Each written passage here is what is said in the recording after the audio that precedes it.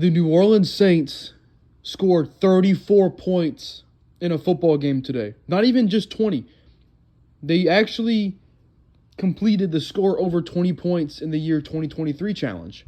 And they scored 34. Now the offense scored 27. The offense did not score 34.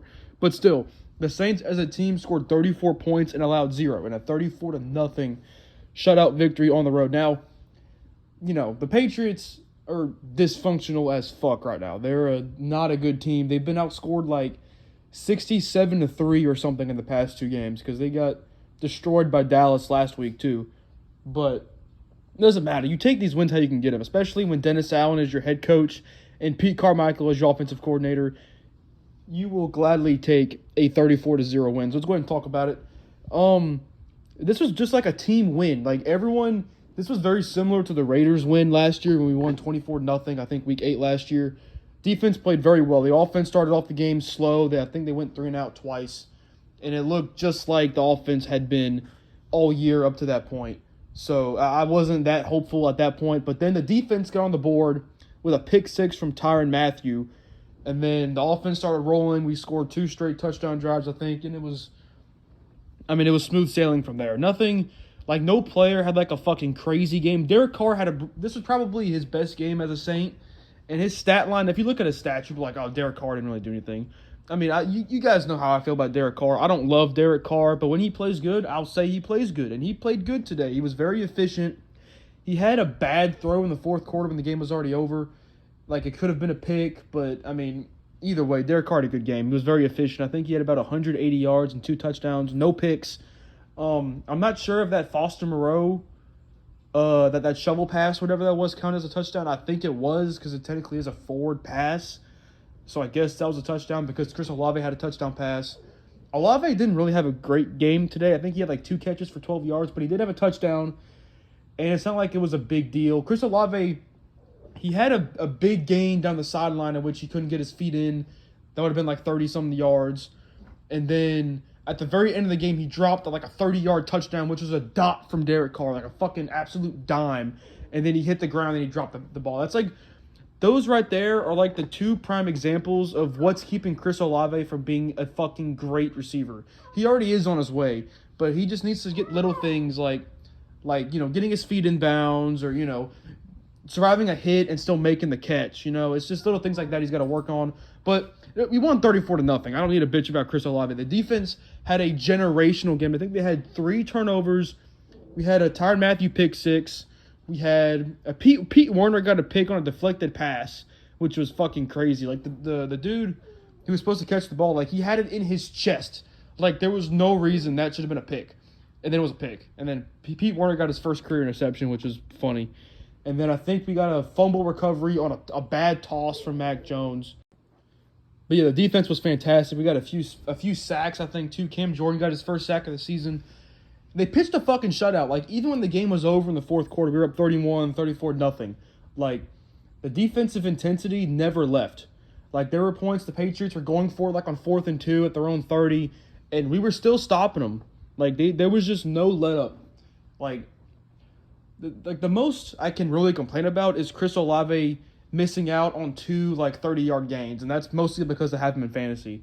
But it was a great game. Everyone played good. The offensive line looked really good. The run blocking looked so much better.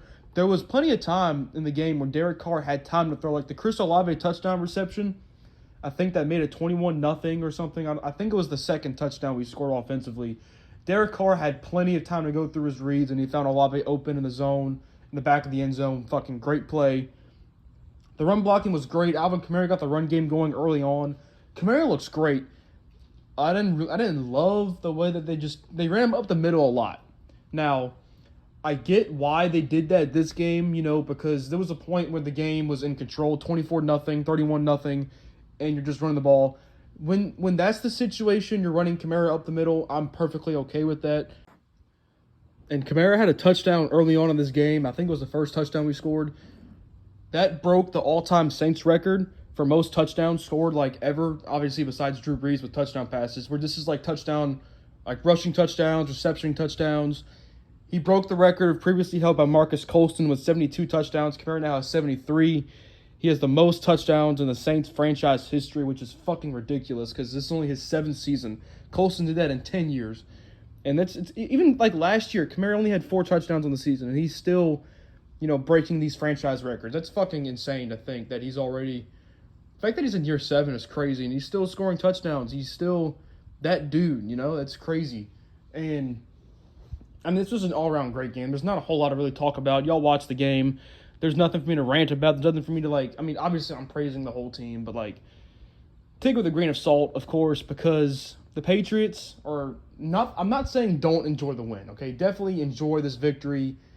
Take them how you can get them with Dennis Allen, your head coach, and we've been so inconsistent the first 4 weeks.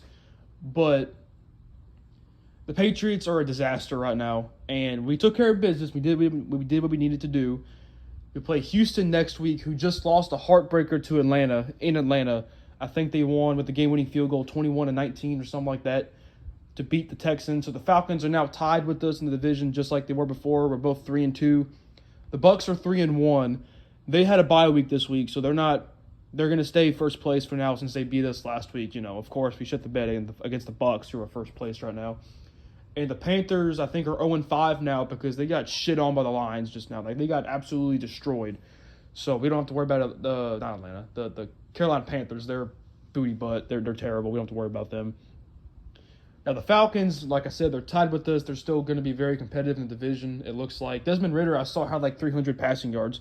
I don't know if that's misleading or what, because Desmond Ridder has been booty butt cheeks terrible early on in his career. So I don't know. I got to watch the highlights or something and see where those passing yards fucking came from. But, I mean, great win. Derek Carr played a good game. Michael Thomas, I didn't even mention him. His stats, I think he only had 4 or 5 catches, but he was catching some tough passes. He was catching some, big boy passes, on 3rd down, on 3rd and 10, catching a pass and getting hit, taking the hit and holding on to the pass. Shit like that is what you love to have Michael Thomas for. You can't just be using him deep routes and stuff like that. You need to be aware that Michael Thomas, at one point, he was the best chain mover, getting first downs in the league. He was so efficient at just racking up first downs. No one could do it like him. And we saw him get used like that a little more in this game. I'd like to see a little more of it because there's a lot of times where they just go away from the short passing game. I would love to see them just keep using Michael Thomas, get the first downs, curl routes, crossing routes, dig routes, stuff like that. Get the first downs and stuff like that. And you saw signs of that in this game, which was, obviously very nice to see. You played the Houston Texans next week. C.J. Stroud has been on a tear to start his career, so we'll see. I'm confident our defense can at least not let them score too many points. Our defensive line should be able to play against their O-line pretty well. But the Texans, they're not a bad team. They're not nearly as bad as you would have thought they would have been to start the year. That's just how the NFL is. There's certain teams you think are going to be terrible, and they do better than you think. It's just how it works. If every team was the same as you think they would going into the year, it wouldn't be the NFL. It would be very predictable. It'd be a different league. So we play the Texans next week. We'll see how that goes. We're back. I'm not saying we're gonna win the Super Bowl or nothing, but I feel a lot different now than I did before this game because I was not feeling good at all about the state of the New Orleans Saints heading into this week, and they pretty much silenced everything I said. So we'll see if they can do it 2 games in a row against the Texans in Houston. And yeah, 34-0 win. We'll fucking take it. Thank y'all for watching, and I'll see y'all next week.